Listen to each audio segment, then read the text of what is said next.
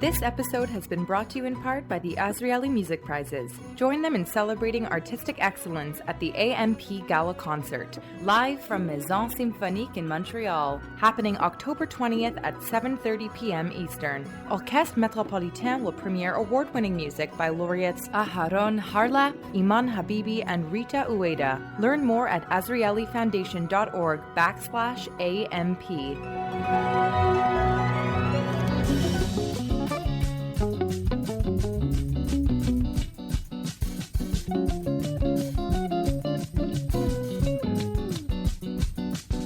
I've been hearing stories that students in the school board get pennies thrown at them. Their peers say things such as, "I wish Hitler were still alive and finished the job." And that dozens of parents are transferring their students to the Catholic board because, ironically, they feel it's a safer space for Jewish students. That's what it sounded like in Ottawa last week at a special meeting of the city's main public school board. You heard the voice of Michael Tepper. He volunteers with the Canadian Antisemitism Education Foundation. Now, he asked to appear by Zoom so he could tell the trustees why they need to fix their relationship with Ottawa's Jews, fix what he called the current crisis of confidence and credibility. And it's all about the board's approach to fighting anti-Semitism. Now, if you haven't been following what's been going on in Ottawa, we're going to break it down for you because it's gotten pretty tense. On one side is the Jewish Federation of Ottawa with its main Holocaust education group, known as CHESS. And on the other side is the Ottawa-Carleton District School Board and its senior staff and the policies of equity, diversity, and inclusion. And meanwhile, overshadowing all of it is the discovery that Ottawa's largest public school board has become just the latest flashpoint in the debate over the Israel-Palestine question.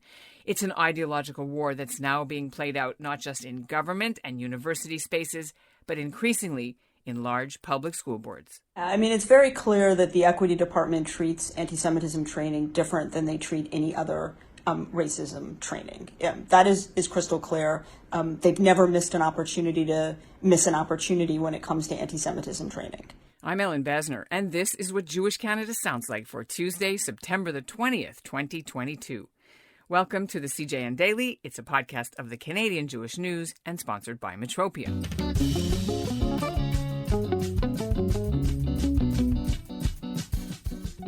Last week, Andrea Freedman, the president and CEO of Ottawa's Jewish Federation, penned a series of very strongly worded statements to the community and to the Ottawa School Board, and one letter was even sent to Ontario's Education Minister, Steven Lecce. They say while Jewish complaints haven't been taken very seriously by the board and the whole issue's been on a slow boil for a few years, the last straw happened on the day the Queen died on September the 8th. The Jewish community thinks the board went behind their backs and held some anti-Semitism training for the 12 trustees that day. But what happened was Canada's Holocaust Special Envoy, Professor Irwin Cotler, was disinvited, and instead the board hired a professor who's been teaching anti-racism and inclusion at school boards across southern Ontario, but he's also deeply involved in the field of Palestinian human rights, and says Jews are using the charge of anti-Semitism as a diversion tactic to avoid dealing with Israel's oppression of Palestinians. But that's not all the board did. And that's got the community scratching their heads. So coming up, we'll hear from a few people involved in the story, including a Jewish student and the Ottawa School Board's Director of Education. But we'll start with Andrea Freedman, and she joins us now. You discovered that the board gave some anti-Semitism, anti-racism training, which without your knowledge or without telling you. Can you just bring us up to speed? We've been for the last 2 years, trying to work with the Ottawa-Carleton District School Board to get them to do anti-Semitism training. They talk about it, they give it lip service, and then ultimately they go cold. They stop communicating. So we meet with them in good faith continuously to try to get this on the agenda.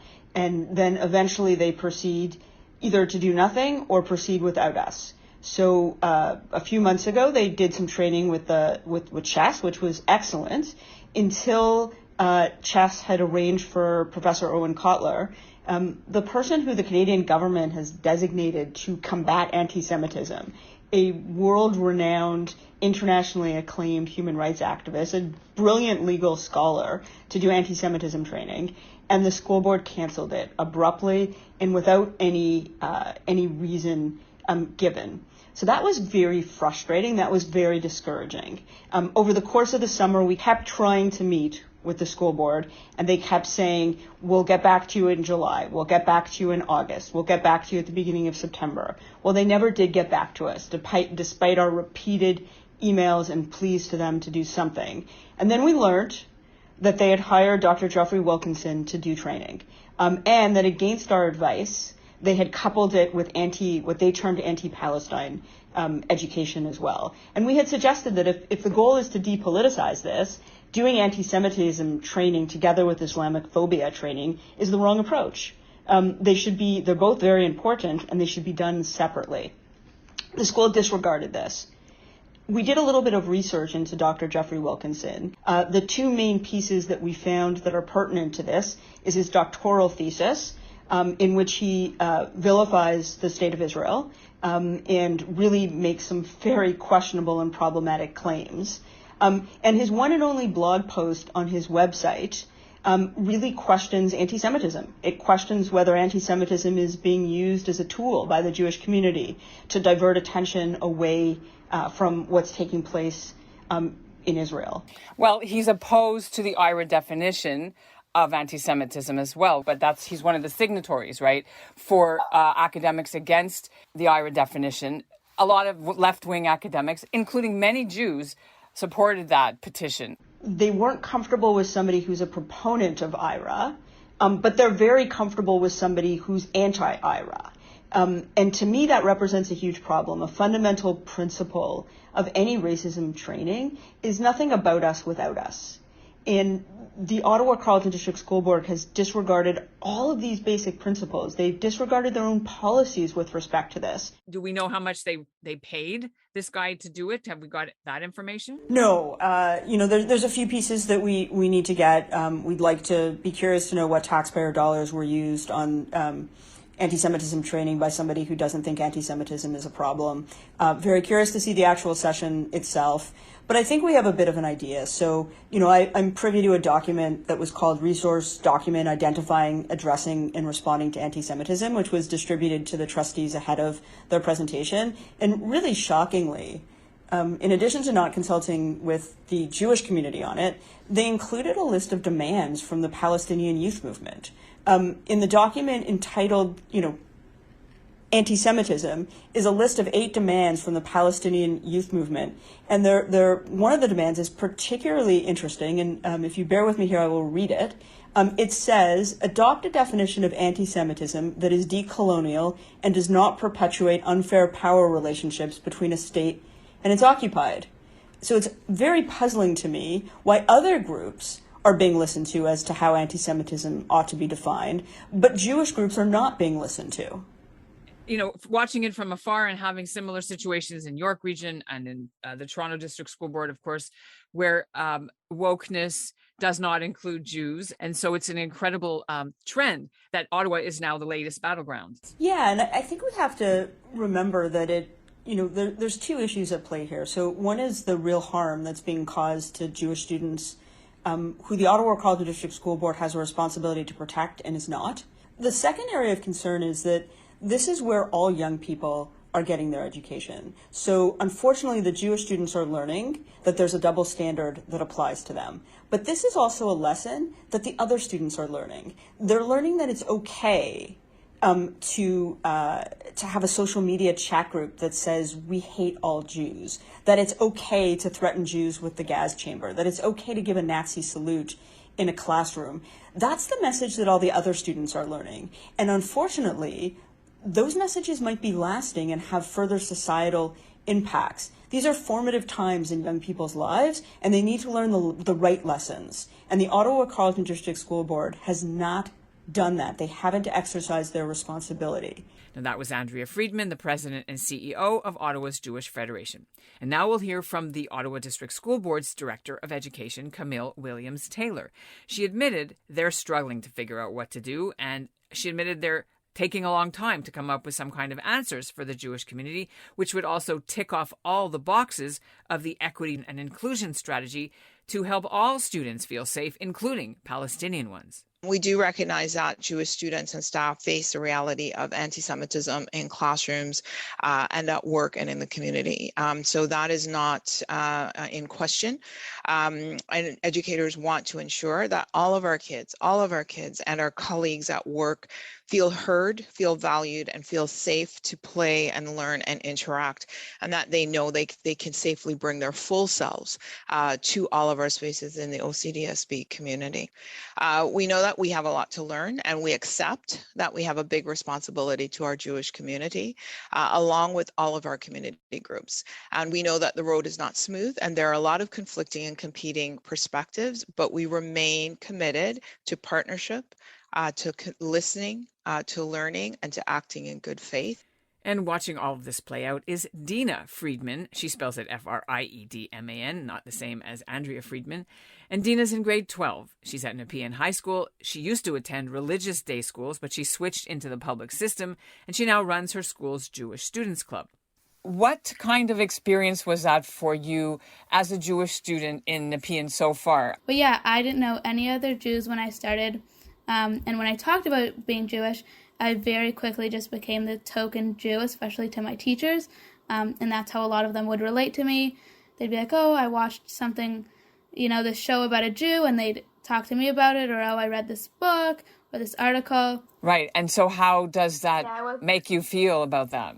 So being Jewish is for sure a huge part of my identity, but that's not all I am. I'm not, just the Jewish kid. And it was very weird because I wasn't used to that at all. Like in my old school, everyone was Jewish, so it wasn't, I wasn't seen as just the Jewish kid.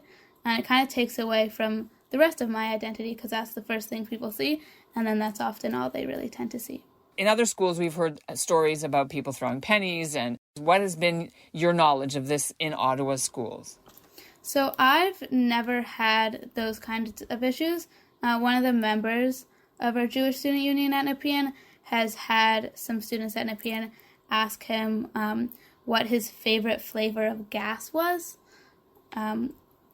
Yeah. I can hardly believe that. And in what context was that made? It was in a classroom? Was it just like a joke? What was it? I think it was just a joke, yeah. I've had in some of my classes people making Holocaust jokes, and I'd kind of, subtly call them out on it and be like, hey, that's not funny.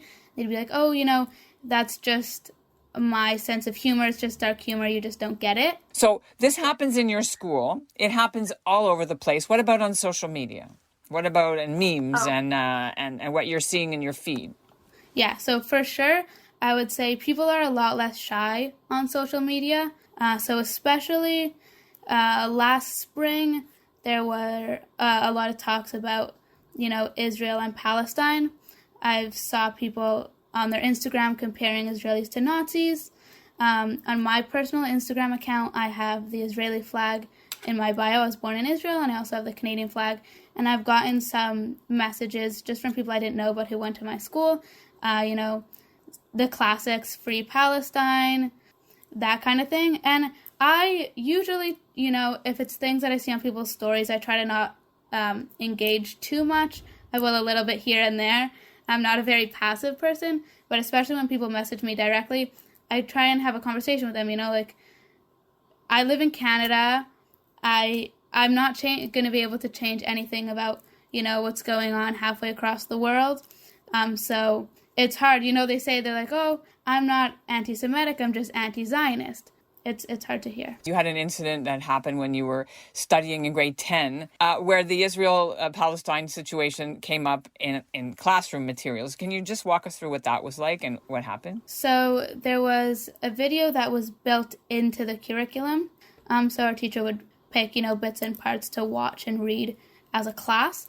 And one of those parts were a video about a student talking about Israel and Palestine, saying Israel, is hate criming Palestinians and, apartheid state. They're colonizing the land, all their favorite buzzwords. And then I was, kind of in shock because this was, I think, my first real experience of anti-Semitism and anti-Zionism at my school. I went home, I complained about it, and they brought someone to come apologize to our class. And this person walked into the class and she says, I don't know anything about the Israeli-Palestinian conflict, but we can't blame all Jews for the inhumane acts of Israel. And that was that. So that was really frustrating. And my grandfather, who used to run JFS, which is the Jewish Family Services of Ottawa, actually sent an email to our school offering to come and speak, but no one ever got back to him. Why do they even talk about Israel in your civics class? What does that have anything to do with civics in Canada? I don't understand.